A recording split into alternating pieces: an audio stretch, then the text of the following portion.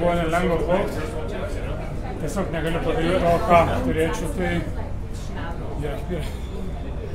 Čia prie to gali prisidėti tai, kad vėliau prisijungai, atvykai tiesiai į Singapūrą, o ne po kiti? Negali prisidėti, bet taip ir yra.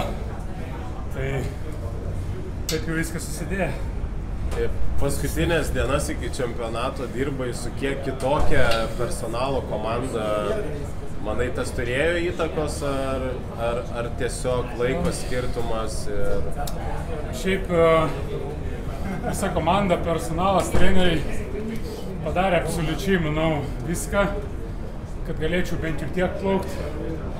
Tai tikrai esu dėkingas jiem, nes dirbo nuo ryto iki vakaro, bet jau kai negali ilsėtis, tai niekas to nebepadės. Niekas už mane nepamegos valandų, tai yra kaip yra. Čia atvažiuojam plaukti su pasaulio, o ne Lietuvos čempionatą laimėti, tai turi būti 100% pasiruošęs. Negali būti, kad 5 dienas nemiegi, sunku atsistatyti, nėra sveikatos ir po to čia bandyti laimėti, tai tiesiog yra kaip yra. Praėjusi naktis irgi buvo tokia pat bloga kaip ir ankstesnė. Kaip savai? Praėjusi naktis irgi buvo tokia pati prasta.